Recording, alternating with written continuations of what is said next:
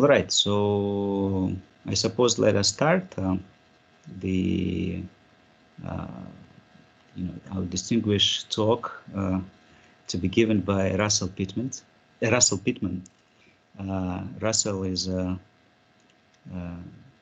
is chief economist of antitrust division of U.S. Department of Justice, and had been working on a variety of issues related to regulation of markets, to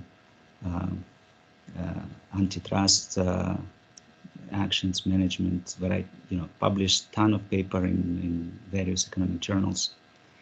And for me personally, I know Rassel for many years, and he was a sort of role model of an economist that you would like to be in your life, always eager to help, but also asking very interesting practical questions, and trying to address those questions with the use of I would say carefully crafted theory, and then of course applied the knowledge to the range of various practical problems. So without, I think, further delay, Rassel, the floor is yours, and let's start. Okay, thank you very much, Sergey. It's a real pleasure to be here. I'm delighted and honored to be invited by my friends at the higher school and the New Economics School. I really appreciate the opportunity to speak to you. I do emphasize that the views I'm expressing are not necessarily those of the U.S. Department of Justice. I'm required to state that, and also to state that I'm very happy not only to be an economist for the Department of Justice, but also to have been a visiting professor at both the New Economics School and the Kiev School of Economics, where I have at both places many valued colleagues from whom I have learned a great deal. So again, I think I'm a guest. I don't have the ability to share my screen, so if we can go to my slides, let's go to the first substantive slide, please.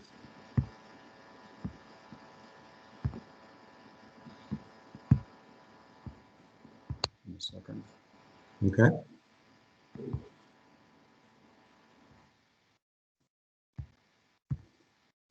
Well, while you're doing that, I have a story to open with anyway. In 1773, Catherine the Great hosted the French philosopher Denis Diderot at the St. Petersburg Academy, as many of you may know. He was there a couple of times teaching and advising. And as I understand the story, it may or may not be true. At one point, Catherine became concerned that Diderot's atheism was going to affect her court and her country. So she invited the Swiss mathematician Euler to visit and to debate Diderot on the existence of God. And as the story goes, Euler simply stood up and said, "Sir, a plus b to the nth over z equals x. Therefore, God exists. Reply." And Diderot, not having any math, had nothing to say and had to admit defeat. Well, whether that story is true or not, it did make me think of some of my friends in antitrust and competition agencies around the world, in any country, small or large, with a fairly new agency, with a fairly new group of economists who are dealing with sometimes multinational corporations that hire expensive economic consultants. Jerry Hausman, Bobby Willig, famous names from Europe, US, everywhere. And they come in and present their models and show why Coca-Cola competes with water, or other steel and aluminum and plastic are all in the same product market. And here are my econometric results using the latest tests. Therefore, what can you do? And so I wanted to, when I started this project, I wanted to just share with some of my friends at these agencies a few of the tools that economists have been using in antitrust and competition analysis so that they would be familiar with them and able to ask the right questions and do their own analysis. And the other motivation, and especially if we're talking at a conference like this, is that in my experience, as I've mentioned, I deal in both I'm mostly a government economist, but I teach also, so I have a lot of dealings with academics. And in my experience, even the very best academics working on competition issues sometimes do not have a day-to-day knowledge of what goes on at the agencies. And of course, it helps if they do some work at the agencies or some consulting regarding companies. But I think it's also useful for government economists and academic economists to have frequent conversations so that they can each cross-fertilize, cross-pollinate the other's work to understand exactly, and in this case, exactly what goes into a lot of the antitrust analysis, competition analysis. Okay, so I want to talk about three different tools that have become very popular with economists, both at the competition agencies and those academic and consulting firm economists who are making presentations to us these days in terms of on behalf of the firms we are investigating. The first one is called critical loss analysis. The second is called upward pricing pressure. And the third is called the vertical arithmetic. The first one is used in both market definition and competitive effects analysis. The second is typically used for competitive effects analysis only. And the third one is used to analyze the possible incentives for foreclosure that may arise from a vertical merger or a vertical restraint. So let's start with critical loss analysis. Critical loss analysis is useful for focusing on very specific questions in a merger case, especially, sometimes in an abuse case, especially in a merger case. In merger case, as some of you will know, and some of you may not know, we often start by defining markets. We say, what is in the market here? What is not in the market? And for an economist, that's another way of saying, which products have a significant cross-price elasticity of demand with this product? And the way we implement that in the competition agencies, at least at DOJ and FTC, for the last 40 years, has been to use what we call the hypothetical monopolist test. And we ask if a hypothetical monopolist of this product would profitably raise price a small but significant and non-transitory amount,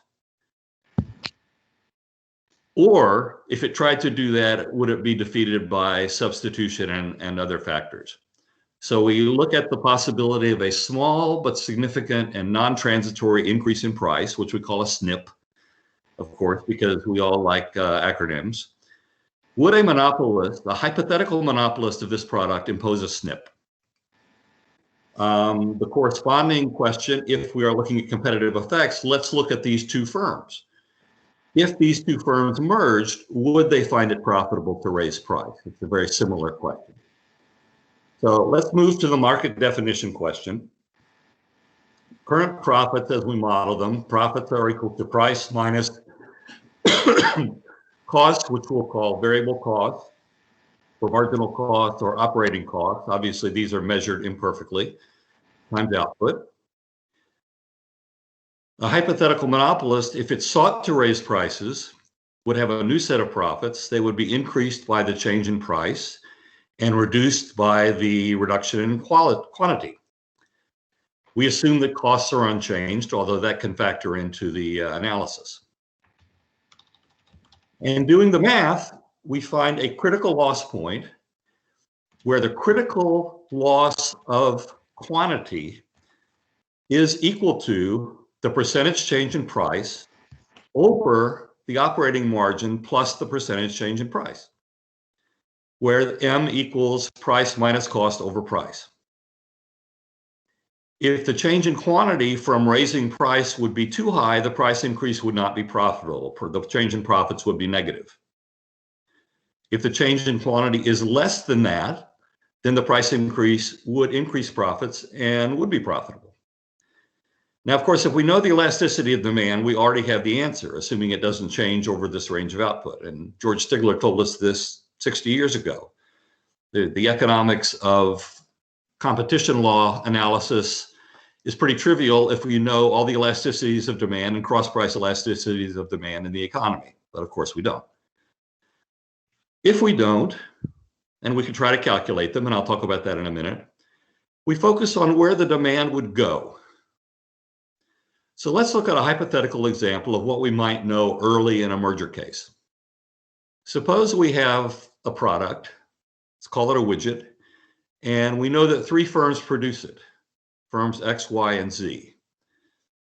We know each of the firms' current outputs, we know their capacities, and we know the price they charge. And at least for the merged firm, we have some idea what their costs are. We may not know what the costs are of the other firm. X and Y propose to merge. So the first question we want to answer is, do X, Y, and Z constitute a product market? And for us, that means, would a hypothetical monopolist of X, Y, and Z impose a SNP, raise price, a significant, small but significant amount? So in cases we looked at, and I'll talk about one in a minute, if a steel producer raised prices, would demand switch to aluminum? In a famous case involving Coca-Cola, if soft drink prices, carbonated soft drink prices rose, would customers switch to juice or coffee? Many cases like that I've been involved in. So let's assume to do the hypothetical monopolist test. Let's assume they must charge a uniform price. That's conservative because they could make more money if they could price discriminate. So we ask if the merged firm would raise its price profitably on X, Y, and Z by, say, 5%, which is often an amount we use. Since the current price is $50, it would gain $2.50 for each unit sold, but its margin is $20, so it would lose $20 on each unit sale lost. So the percentage change in price is 5. The margin is 40%. By that previous calculation, the critical loss of quantity is 5 over 45 is 11%, and 11% of 240 is about 26. So our question is, would the hypothetical monopolist lose sales of 26 if it raised prices by $2.50? And now the hard part, where would those sales of 26 go? Well, first of all, we look at whether they would go to competing products. If it's soft drinks, would people start drinking more juice? If it's steel, would auto producers or other steel customers start using more aluminum? How close are these substitutes? For which consumers or which customers, especially in industrial markets, different customers may have very different choices. Could the sellers of those products easily increase supply? Could the sellers of those products reposition to make their products closer substitutes to the ones we're looking at? Now, those are the product market questions. We also look at the geographic market questions. Are there producers of this same good in nearby locations? How easily and at what cost could they begin selling in our geographic market? And if the companies are saying they could, which of course the companies will always say, then we ask, why are they not in the market now? Are there transport costs? Are there tariffs? Are there capacity constraints? Is there rapid entry possible? Could producers of other goods quickly and easily begin producing this good? That begins to look like a supply response rather than a demand response, and so that gets a little complicated. And the EC and the US handle that question differently, but it's still the same question. Now, how do we get information on those questions? Well, we competition agencies have the great advantage of being able to demand the firm's documents. Planning documents, pricing analyses, presentations to the board, regulatory filings, emails. These days, we get a great deal, a huge amount of electronic production. We do all sorts of electronic analysis of this, keyword analysis. I don't even know all the details because the lawyers and paralegals handle that. We can demand firms' data, and then the firms will likely do some econometric analysis. Their experts will. Sometimes the firms have been doing their own econometric analysis in the ordinary course of business. Or we do econometric analysis, or we hire our econometric experts. The competition agencies around the world have the luxury also of interviewing people in the market, customers, competitors, suppliers, potential entrants. In the US, the competition agencies spend a great deal of time on the phone just interviewing people. I think in some countries, and maybe Russia is one, the private business is not so eager to get a phone call from the competition agency asking all sorts of detailed questions about production and costs and everything. So they may have to go through more formal process. In the US, the agencies can usually get informal cooperation if they promise confidentiality. And then we look for what we call natural experiments. What happened in the past when something unexpected took place, when there was a bridge was out, or there were new tariffs imposed, or there was a labor strike? What happened when there was a shortage of the product? What did customers do? Did they do without? Did they simply have to say, we can't make our product anymore? Or did they find some substitutes and find that the substitutes, while they were imperfect, well, maybe they would still do the job? We can also, and academics and other competition agencies can look for experience in other markets. We have, of course, if the product is a US product, we can look to see what has happened in Europe or what has happened in Russia or Australia with similar products, with similar mergers or price increases or natural experiments. So in this particular case, the critical loss was 26. If with all our analysis and of the data and the qualitative information from interviews and documents, we believe the actual loss would be less than 26, then the price increase of the hypothetical monopolist looks profitable. The hypothetical monopolist test is satisfied. And it looks like, for our purposes, XYZ, the product that X, Y, and Z produce constitutes an antitrust market. If we believe the actual loss would be greater than 26, then that price increase by the hypothetical monopolist looks unprofitable. The product produced by XYZ is not a market, and we have to expand the provisional market to bring in other substitutes, close substitutes, and perform the hypothetical monopolist test again. And we do a comparable exercise to test for unilateral effects in a merger case to see whether the merged firm itself, XY, would find it profitable to raise price. And I'll explain an example of that in a minute. But first, I want to go to a case example of a recent case we had at the Department of Justice, where Novellus proposed to acquire Alaris. This was in 2019. The merger was a proposed merger of two large U.S. producers of what's called aluminum automotive body sheet, ABS. And that is the aluminum that's used in automotive bodies by auto manufacturers. Now, in fact, automotive bodies, mostly, as I understand it, traditionally have been made of steel products, not aluminum products, because aluminum is a lot more expensive. But aluminum is a lot lighter. So there has been ongoing a sort of secular trend towards substitution of aluminum for steel in both automobiles and light trucks in the US, partly to satisfy mileage requirements by the environmental authorities, and partly to improve performance because the lighter body makes acceleration and braking better. So there's been a trend toward aluminum, but the aluminum is still much more expensive. The parties argue that this trend shows that steel automotive body sheet is in the same product market as aluminum automotive body sheet. In other words, that a hypothetical monopolist of ABS could not impose a SNP, a price increase. Therefore, that automotive body sheet is in the same market, and in that market, Novellus and Alaris would have a small share and not be able to profitably raise price.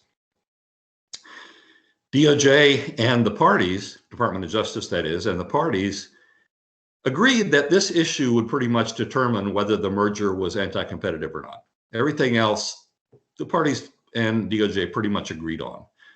So in what had never been done before, DOJ and the parties agreed to take the issue to arbitration, not to have a full trial. At DOJ, we don't have our own proceedings. We have to go to trial in court, not to have a full trial on the merits of the merger, but just to go to arbitration on this single issue. The parties agreed. So DOJ looked for not the critical loss, but similarly to calculate the critical elasticity of substitution that would make a SNP in ABS unprofitable. Now, elasticities are hard to estimate, as any of you who have tried to do it know. I expect my friend and colleague, Professor Aldasheva, is on this discussion, and she certainly knows that. But here we had an advantage. Novellus had actually internally estimated a demand model in the ordinary course of its business. Kind of a surprise to me that corporations actually use real economics in their business decisions, but maybe that's a good thing. But they had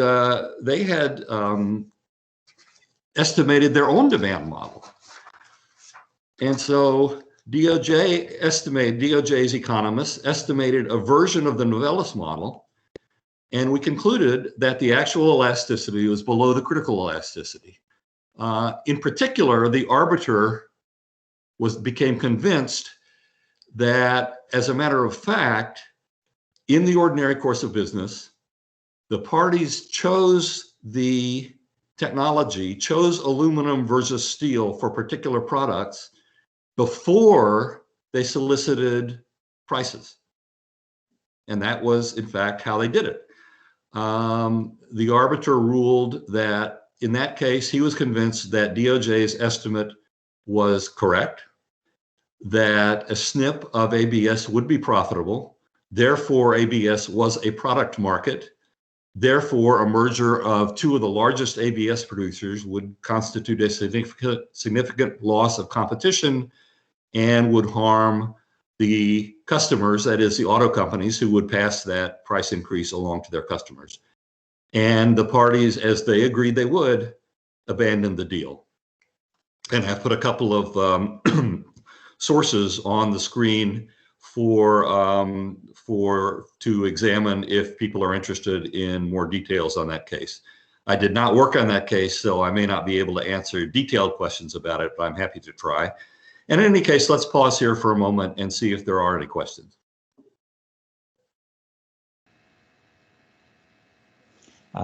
Rassel, if I may, quick question, but so something related to geography here is that how geographical, I suppose one can also think that if X and Y are somewhere located in space and Z is also somewhere located in space, that a similar test can be thought or applied that whether Z is, say, in space is physically close, but of course in space of products and prices, whether Z is somehow influences X and Y and the other ways around. How would that work?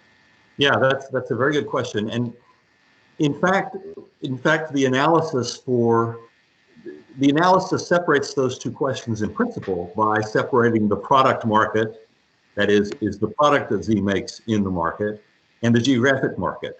Is Z's production facility in the relevant geographic market? But those questions may be, in fact, the same product. Is the product produced by Z a close competitor to X and Y? And we use the same analysis to determine both questions. So, you know, in a sort of easy case, X, Y, and Z are all in the same region. And so that's just a product market issue. And then we expand to the geographic market by looking at a different geographic region of the US or Europe instead of the US or something like that. But in principle, it's absolutely the same question. It's a question of cross-elasticity of demand and how close the substitutes are produced by Z, whether it's the product itself or its transport cost or any other factor. Okay, let's move to the second tool. This is a more recent addition to the toolbox. It's called upward pricing pressure. It's associated with names like Robert Willig, Janusz Ordover, Carl Shapiro, Joseph Farrell, names like that. All of whom I think have been the chief economists at DOJ at some point in the past, and many of whom were at FTC as chief economist at some point in the past. So now we look at a merger of two firms itself. We're no longer focusing on market definition. We're focusing on what we call competitive effects, which, as more than one judge has told us, are the logical thing to focus on if you can do them. Why define markets if you can just look at the competitive effects of a merger and see whether it's likely to give the firms the incentive to raise price or not? Why go through all this market definition business? It's a fair question. So let's look at just two firms. Let's call them A and B. And they propose to merge. So pre-merger, and we're going to focus on A's profits, but we could focus on B's and would focus on B's at the same time. Pre-merger, A's profits, the same as we saw before, price minus costs. Again, we're looking at operating costs or marginal costs, which will usually proxy as what the firms call either operating costs or direct costs. And again, those are imperfect. That's the profit maximizing equation. Now, suppose we take a derivative to see what happens if we raise the price of A. And we see a change in quantity caused by the change in price. And post-merger, the profits are the new margin times the quantity A plus the margin in B times the quantity of B, so as to maximize profits. And rearranging that, we get an equation that looks like the d-profits, d-price that is there on the left. And the change in the equilibrium price for A is the price of B minus the cost of B times the diversion ratio from A to B, which is the proportion of sales that A loses when it raises price that are diverted to B. And that's when A loses price for any reason. We can do that pre-merger. Pre-merger, if we have some reason to think that A raises price or would raise price or did raise price, what's the percentage of those lost sales from the price increase that go or went to B? That's the diversion ratio. And it's an intuitively appealing measure of how close B and A are on as competitors. Professor Avdasheva wants me to mention hoteling here, so I will. It's a measure of where A and B stand on a hoteling line. They don't have to be the closest to each other, but they have to be somewhat close to each other to have a significant diversion ratio. Now, how do we measure that diversion ratio? Well, our default first approximation is usually B's market share, adjusted by the elasticity of demand for the overall market. So B's market share before the merger says something about customers' tastes for A versus C, D, and E. And so without knowing anything else, B's market share of the non-A market gives us a default estimate of how much of A's loss would go to B if A raised price. Other important factors might be the available capacity of B, the available capacity of other competitors, other possible sources of the product, including imports or product substitution, and potential substitutes for the products. And so again, for an agency or for an academic, we often use market shares, but internal firm documents may ask the same kind of question. Should we raise price? The accountants and the financial people are going to say, gee, be nice to get a little higher margin here. And the marketing people are going to say, yeah, but we'd lose some sales.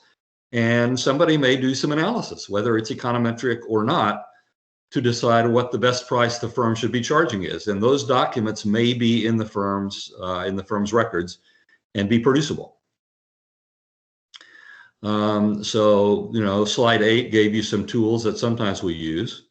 Let's look just at a quick diagram. If we look at a merger between A and B without efficiencies, we're assuming no cost reductions here. And cost reductions, of course, the parties will claim that the merger will reduce costs, and that will be factored in later. But assuming no cost reductions, on the left we see how firm A has traditionally decided whether to increase price a small amount on a day-to-day basis.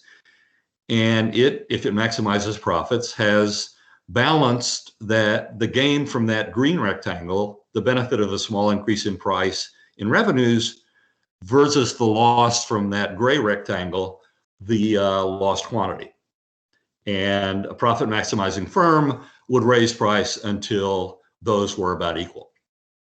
However, if the firm buys B and considers whether to raise price on A, there is another factor in the market. Because now, if the firm raises the price on A, some of the lost sales of A go to B. And that price increase of A moves the demand curve for B out a little bit to the right. And that is profitable for the merged firm. It was a loss for the independent A firm, but it's profitable for the merged firm. Now, how profitable is it? Well, that depends on exactly two things. The degree to which the width of that rectangle, that is, how many sales of A are recaptured by B, so the diversion ratio, and the height of that rectangle, the margin that B earns on its product. So the degree to which that price increase would be profitable, assuming away efficiencies, which the parties will make sure we add, depends on both the diversion ratio, the width of that rectangle, and the margin, the height of that rectangle.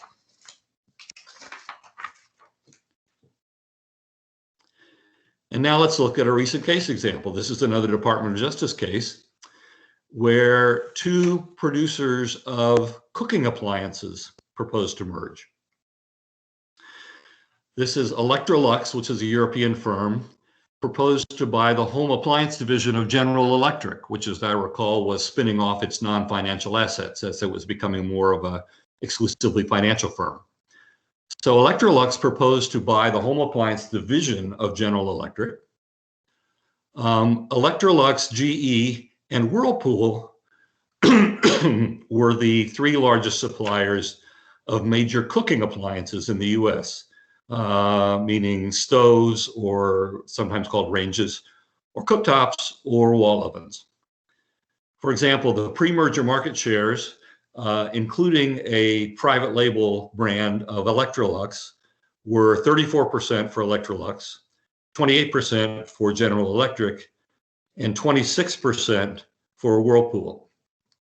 Now, as I mentioned, when we analyze diversion ratios, we often start with the market shares, but then we ask whether market shares are a good measure of how close the products are in product space, whether market shares give us a good picture of the hoteling line.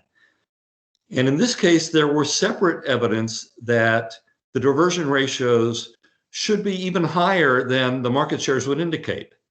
The government DOJ had GE data on their price quotes when they were setting prices. What did they consider? And 50% of the time they were setting price quotes, they explicitly mentioned Electrolux. 38% of the time they mentioned Whirlpool. Similarly, in the General Electric data, when General Electric revised its prices downward in order to meet or beat a rival bid, its salespeople were asked to name the main competitor that they were competing with. 45% of the time they mentioned Electrolux. 42% of the time they mentioned Whirlpool. Now, I'll mention that kind of win-loss data can be extremely valuable to competition agencies. However, it is often not well kept by the companies themselves. They have incentives to keep it well. They should be analyzing it to see who their competition is. But in fact, the salespeople often are not very reliable in filling out those forms completely, especially after they've lost a deal. They don't feel like spending a lot of time online saying why they lost a deal. So sometimes those data are quite missing. And we and the parties both in analyzing that data have to consider how to take that into effect. But in this case, we had, as I said, good evidence, we thought, that the market shares understated the diversion ratios. In addition to what I just mentioned, these three producers had generally the lowest priced models. And these three had even higher market shares in a separate market that we define for sales just to contractors, that is to home builders, separate from a product market for direct to consumers through large retailers. So both of those were reasons why we believe that even the high market shares understated the high diversion ratios. So we had an expert doing these calculations, Michael Winston, very well-known industrial economics economist.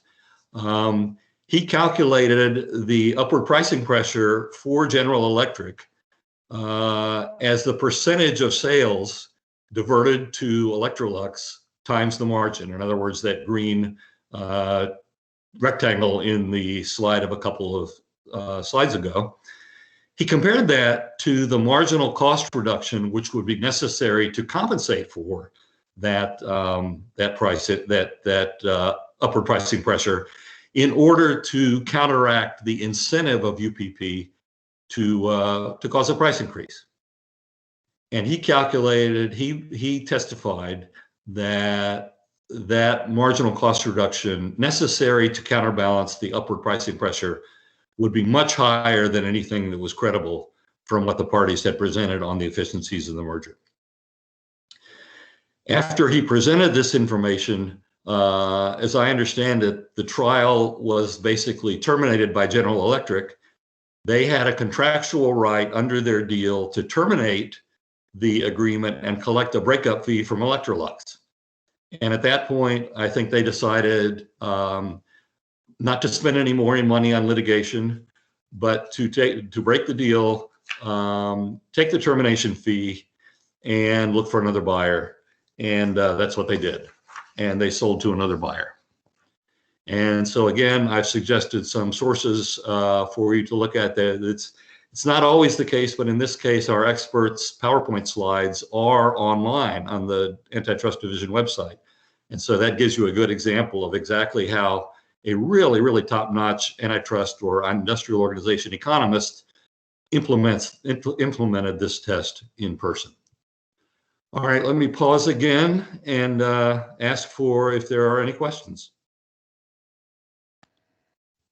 Are there any questions?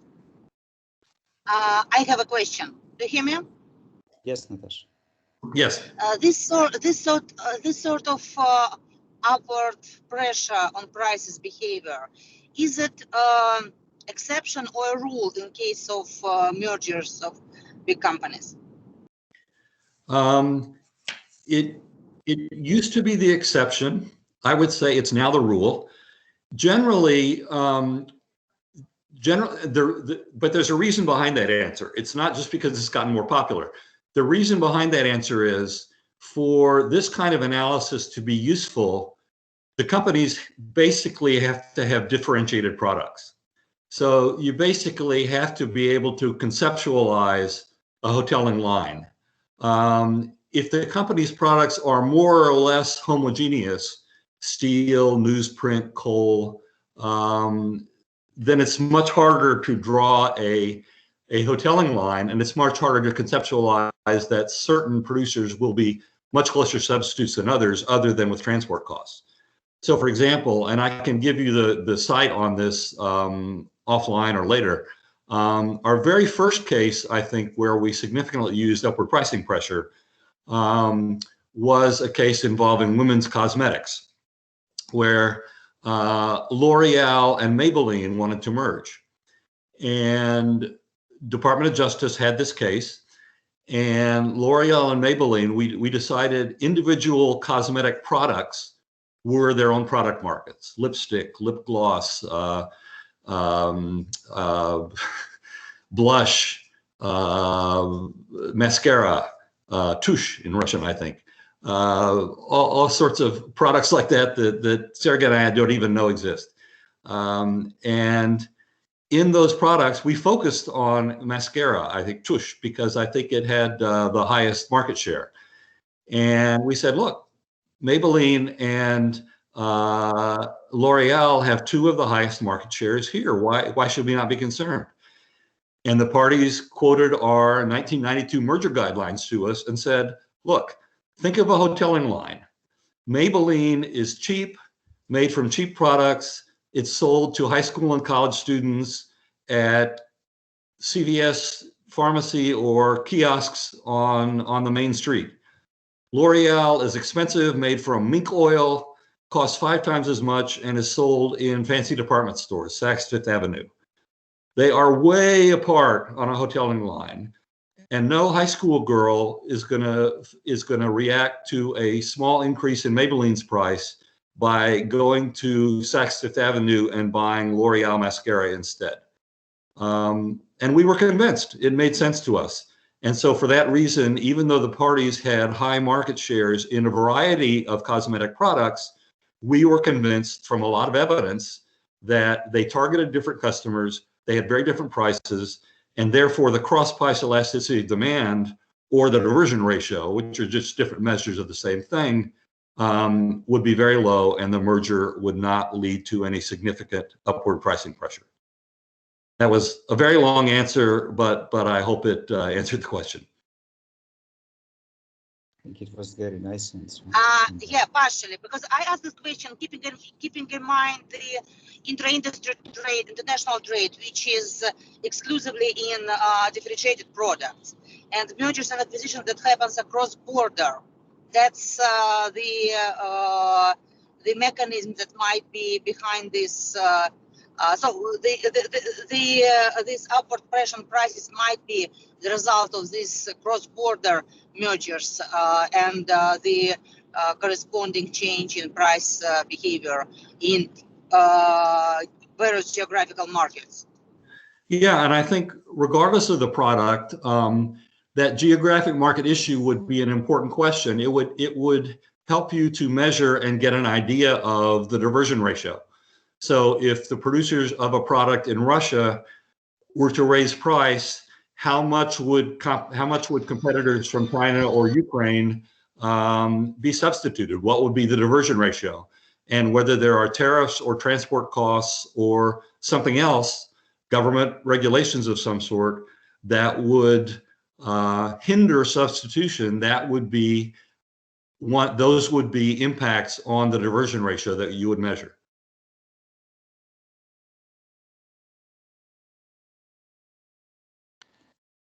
I also suppose that when multiple markets are involved, in principle, with A and B, but you need to measure both ways and see how coordination might work. Sometimes one way, sometimes the other. So that might be the moment you have an option to have separate prices for separate markets. Oh yes, very much so. It could be very complicated, many different products, and of course, as you say, I just talked about A, but you would do the same analysis for B, even if it were just one product, one market. And then one would ask, of course, is the whole separate analysis, is price discrimination possible? So you would look for, what are the, is it possible for arbitrage and so forth?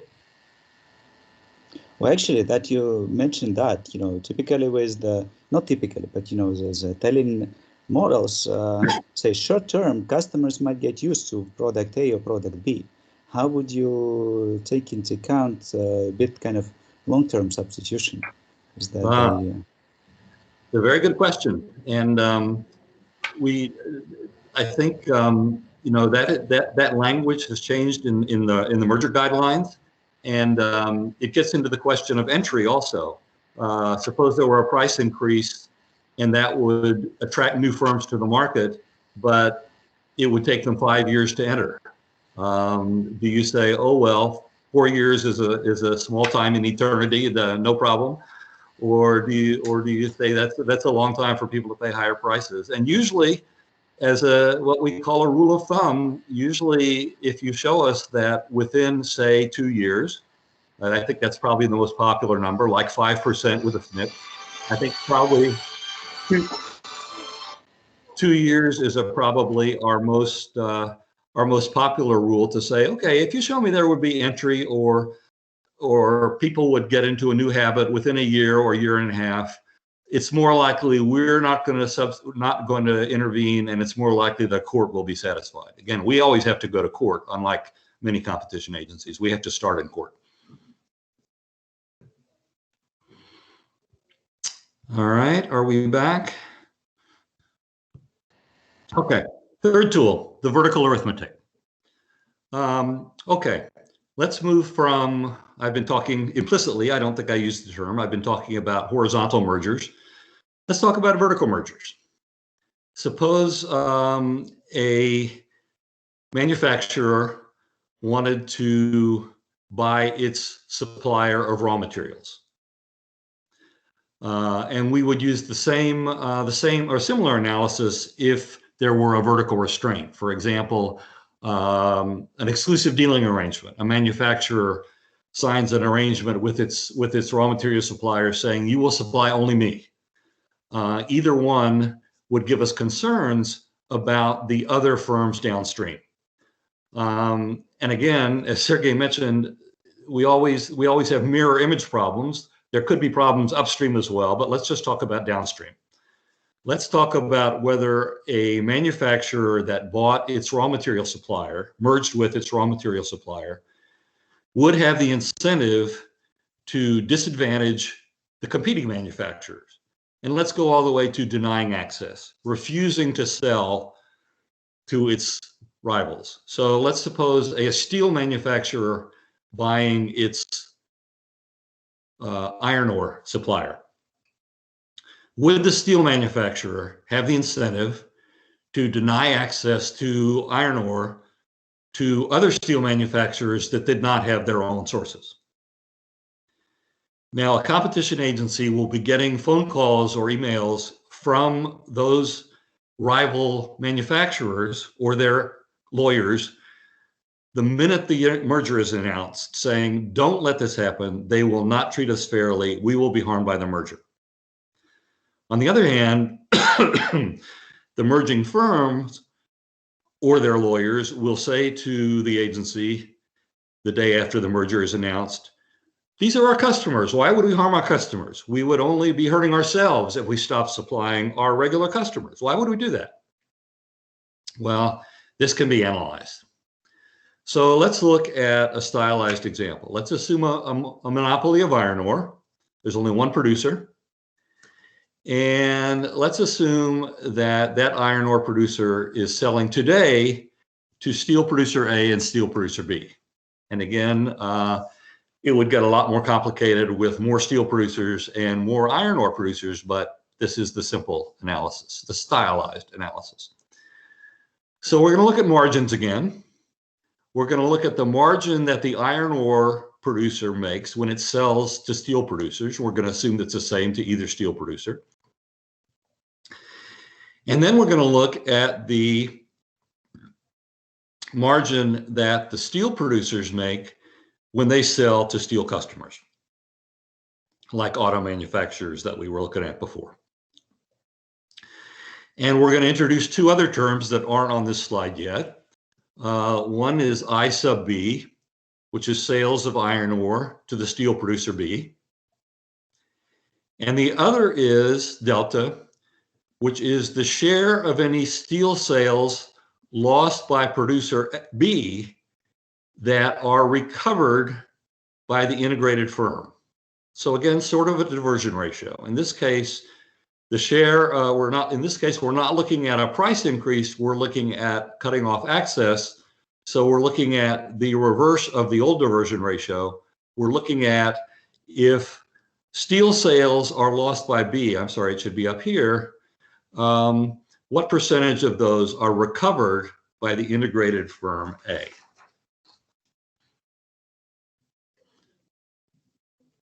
So, if the integrated firm refuses to supply iron ore to B, it loses IB times margin 1.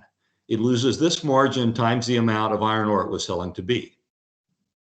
However, it's going to gain some M1 and M2 at both levels to the degree that Steel Company A gets customers lost by Steel Company B. Because to the degree that Steel Company B's customers switch to Steel Company A, the merged firm is going to gain both of those margins. It's going to gain the margin of the increased steel that A buys from the increased iron ore that A buys, and it's going to get the increased profits, M2, from the steel sales of the integrated firm. So it's going to lose IB times M1. It's going to gain IB times M1 plus M2 times that delta, times that diversion ratio. And now we have a simple algebra question. If delta equals 0, if Steel Company A gains none of the lost sales of Steel Company B, then that strategy is a pure loss. The iron ore producer and the integrated firm lose M1 times IB and gain nothing because they gain nothing from gaining the steel customers of B. And that's what the companies told us would happen. Why would we do this? We're losing that margin. On the other hand, if the Steel Company A gains all the customers lost by Steel Company B, then it's going to gain IB times M2 from cutting off Steel Company B, because it earns all of IB M1 back from IA M1, and in addition, it gains the downstream margin. So again, doing algebra, the break-even point is the ratio of the margin upstream to the margin upstream plus the margin downstream. And this then gives us a good first look at whether this is likely, whether foreclosure or some kind of what Stephen Salop calls raising rivals' costs is likely to be a profitable strategy. If M1, if the margin on iron ore looks very high compared to the margin on steel, then it seems very unlikely that the merged firm will try to disadvantage its rival. Why? Because it would lose all of that profit and would have to gain almost all of it back to make that make sense. However, if the downstream margin is much higher than the upstream margin, then even a small diversion ratio starts to make that look like it makes sense. And then the question is, could the firm get away with it? And so then the question is, okay, so how do we measure that diversion ratio? How do we measure what percentage of steel sales lost by Steel Company B would be gained by a Steel Company A? And again, we're looking at a diversion ratio of one kind or another. So we may start again with the market share of steel. by firm A's market share in steel, adjusted by the overall elasticity of demand for steel. And then, as in the previous two analyses, we would look at the steel capacity, firm A's steel capacity. Could it make all that extra steel? If there are other steel producers, could they make more, or would they be cut off by the merged firm as well? Are there other possible sources of iron ore, whether new entry or imports, like the question I just received? Other possible sources of steel, like imports, like the question just received. And again, going back to auto bodies, potential substitutes for steel, downstream elasticity if the price increase for steel are passed along. And then now we're looking at the Marshall-Hicks elasticities of derived demand that we economists enjoy so much. And the conclusion is that M1 and M2 provide clues as to the likelihood that foreclosure would be a profitable strategy. And then we focus on the diversion ratio to learn even more. And I've got two case examples here. Both of them, I just put them both in because they're both from the cable TV market, so they're very similar. We've had two cases in the past few years where a video distribution company, that is a cable TV company, proposed to buy a producer of content, producer of TV shows and movies.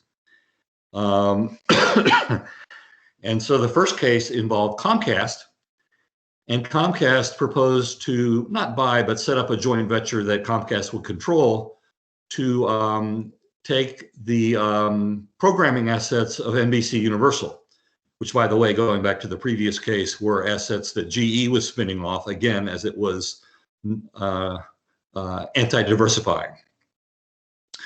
And so Comcast proposed to control NBCU, a distributor downstream, proposing to control a programmer upstream.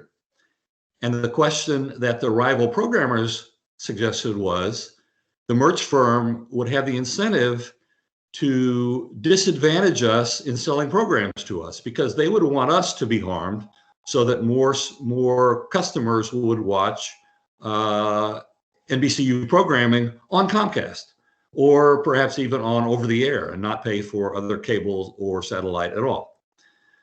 So we did the analysis. There's the article that I'm going to cite to does this in more detail, but we considered a refusal to supply, which of course is an extreme version of a price increase. We looked at the ad revenues lost, the retransmission fees lost from the subscribers if that content were cut off to the rival distributors.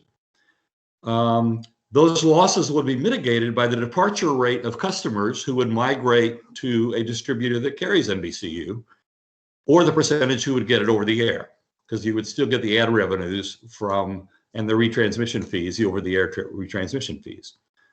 So we had a formula for the loss. There was a gain from customer switching times the profit for customer minus the profit share of Comcast in the joint venture, or I'm sorry, of his partner NBCU. And so again, it was an algebra problem. Again, there was a critical diversion ratio. And in this case, the regulator, the DOJ analyzed, but the regulator also had jurisdiction, the Federal Communications Commission, and it analyzed and estimated the diversion ratio from documents and from other evidence, including an econometric study of a recent transmission dispute where some content had actually gone dark. In other words, a producer, I don't remember if it was NBCU, I think it might have been, had temporarily halted distribution on particular distributors when there was a rate dispute in re-signing a long-term contract. And the FCC used that as sort of a natural experiment on, okay, how many people left that distributor? And they determined that for this and other reasons, Comcast would find it profitable to withhold or increase the cost of NBCU to rival distributors. and FCC and DOJ and the companies signed a non-discrimination requirement, signed what was in court was a consent decree that the merged firm would not discriminate and would go to arbitration in case of disputes. Now, non-discrimination requirement, I think I mentioned before, I'm not speaking on behalf of the Department of Justice, but it's a difficult requirement to regulate and to impose. It's maybe hard to detect discriminatory service treatment. But in this case, FCC and DOJ decided that they could do so, and so they agreed to a consent decree.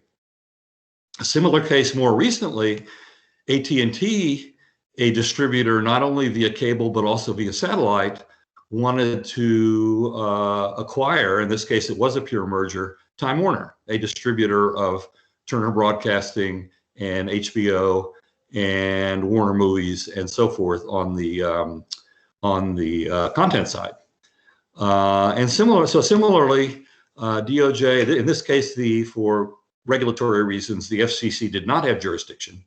So it was just DOJ, and our expert estimated the subscriber losses of a rival distributor unable to include Time Warner content. In this case, those were likely to be higher in principle than those for Comcast because AT&T had satellite distribution in addition to cable distribution. Calculated the diversion ratio from the same sort of evidence that the FCC and DOJ had used in NBCU Comcast, and used DirecTV's contribution margin. In other words, what would be the incremental benefit to DirecTV, that's AT&T's satellite division, from serving additional subscribers. And the DOJ expert, who was Carl Shapiro, concluded that the merged firm would have the incentive to harm rival distributors. The companies argued that they wouldn't. In addition, they argued that they were perfectly willing to accept the consent decree, a similar consent decree that DOJ and FCC had imposed on NBCU Comcast, while DOJ was saying, no, Judge, we don't like that decree anymore. We don't want to have decrees that force us to quasi-regulate discrimination in the cable TV industry going forward. So we don't want a non-discrimination decree. We want to block the merger. The judge did not accept DOJ's evidence, and the judge allowed the merger to go forth, and the parties are now merged. And I've given you 3 sources there, including, again, the expert report of Carl Shapiro, our expert, as well as a well-known law professor, Chris Sagers, his analysis of the opinion, which he calls the worst opinion in living memory, not the official view of the Department of Justice. And then Steve Salop's also analysis of that merger. So that concludes my presentation. And again, we have time for questions if there are questions. Russell, thank you very much. And then do we have questions, please? I have again this question about international perspective, because that's what global value chains are about, this vertical and distributed locations of downstream, upstream suppliers. So what in your experience, is it the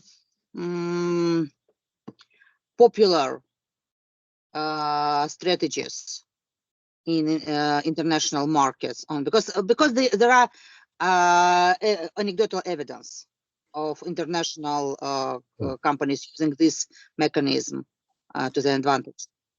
Yeah, again, I think this is this is a good question, and it's something that's familiar to us because it's pretty much the same, familiar to competition agencies, because it's pretty much the same analysis that they use in analyzing geographic markets. So whether it's a horizontal merger or a vertical merger, the companies are always going to argue that Russian steel and Brazilian steel and Ukrainian steel are in the same market as US steel, that it's a world market. And we have to analyze that. And we analyze whether imports are coming in now, whether they are significant, whether they are harmed by tariffs, as they are now, I think, in the US, or quotas, or just high transport costs. And the degree to which, and again, we're looking at, diversion ratio and cross price elasticity of demand are the same analysis, the degree to which foreign suppliers can discipline a price increase by domestic suppliers. And as you say, that may be qualitative evidence, it may be documents, it may be import data from the relevant ministries, it may be testimony or interview information to the agencies when they interview or look at the data of either the manufacturers or their suppliers. It's in principle, it's the same as the product market question. And my favorite analysis with the product market question is always one that I mentioned earlier, when Coca-Cola wanted to buy Dr. Pepper, and the Federal Trade Commission analyzed the merger and decided that in their product market of carbonated soft drinks, Coca-Cola and Dr. Pepper both had high market shares, and therefore the merger would significantly harm competition. In this case, the parties made a product market, not a geographic market argument, but it's the same argument. The parties said, oh no, if you're thirsty, you can buy coffee or orange juice or water or beer or wine. We have a very, very small share of that market. How can you call this merger anti-competitive? One of the pieces of evidence, other than apparently the judge laughing when he heard that argument, that anybody would substitute coffee for Coca-Cola in the presence of a 5% increase in the price of Coca-Cola, the FTC was able to use the documents of the merging parties. And they were able to show that Coca-Cola executives spent exactly 0 time analyzing whether a price increase by Coca-Cola or Sprite would cause customers to drink more orange juice. And so Coca-Cola was able to block that merger. Now, I've been told that Coca-Cola still uses arguments like that around the world when it's faced with claims that it's a dominant firm in small countries. And again, going back to my first example, when you have Jerry Hausman's econometric evidence telling you that Coca-Cola competes with orange juice, it may be hard for the Slovene or the Croat competition agency with, 20 members to come up with competing results. But that's, I've given you, I guess your questions are good. That's another very long answer to a very short question. But the parties will always tell us that there's a world market or there's an entire US market. And even if the products aren't sold in that market now, they could be by tomorrow. And we just have to analyze that. And it could be true and it could be not true. And we have to analyze it. And if we think it's wrong, we have to convince a judge.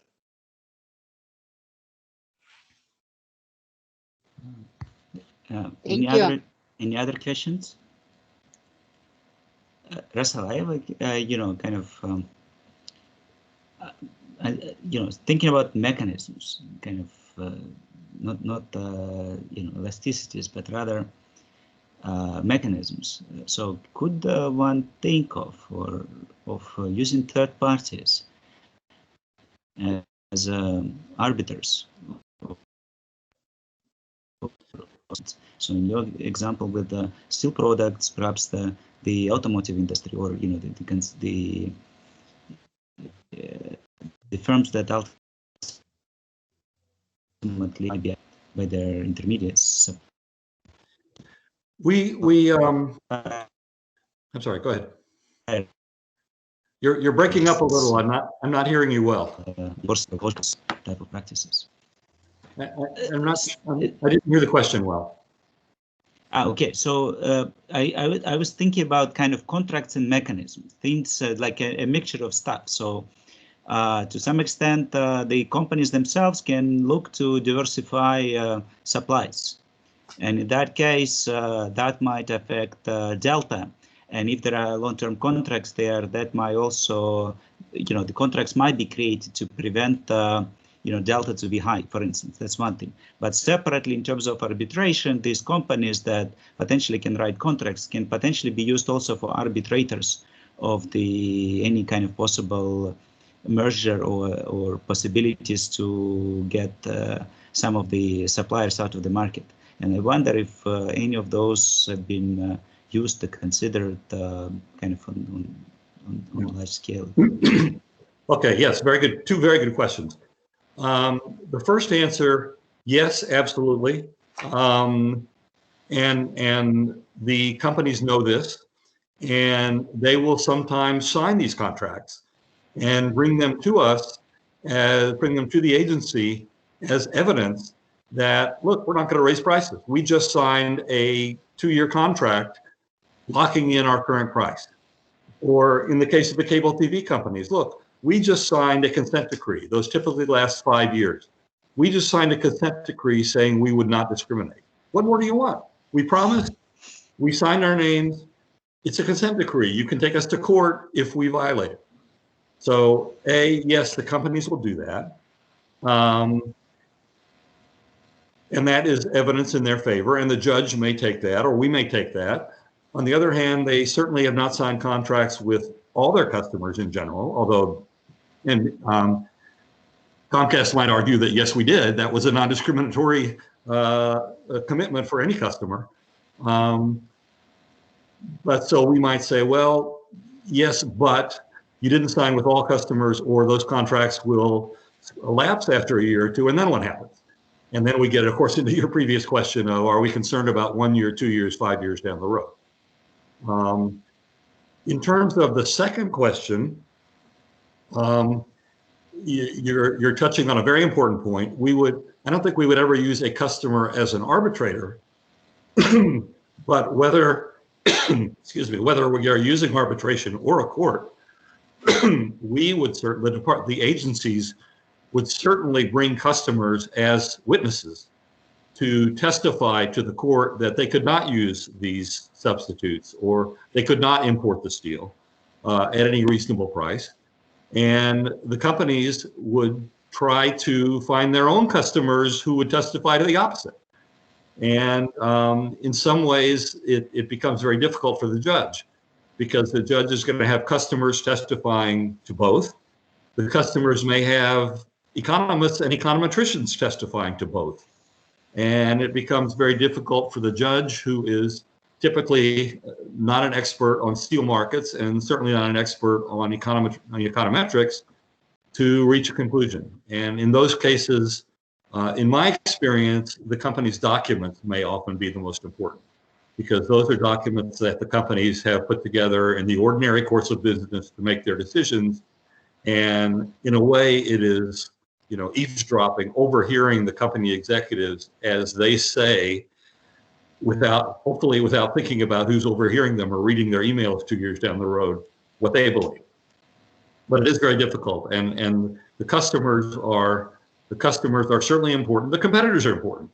The competitors may have reasons why they don't want the merger to take place, and those reasons could be varied.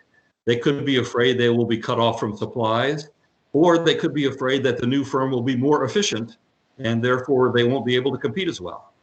So, we have to analyze who is saying what and why they're saying it, and sometimes different people are saying contradictory things. But certainly, we are hearing, the agencies are trying to hear and understand and take into account the testimony and the experiences of other people in the market, wherever their role. And again, I keep saying we, so that gives me a chance to reiterate that I am not speaking on behalf of the U.S. government or the U.S. Department of Justice, but just as a visiting professor at New Economics School and Kiev School of Economics, with some enforcement experience. Thank you, Russell, for the presentation. So, any other, last-minute questions? Now, if not, Russell, it was a great pleasure to listen to you, and as always, it was illuminating and exciting. And so thank you very much for your talk, and you know, hopefully we'll have many more opportunities to see you again and learn from you. Thank you very much. It was a great pleasure for me. I appreciate the audience. I appreciate the good questions. And again, hopefully we can do this again in the future. Thanks very much. Thank you very much, Russell. Okay, my pleasure. Thank you. Yeah. Bye. All right.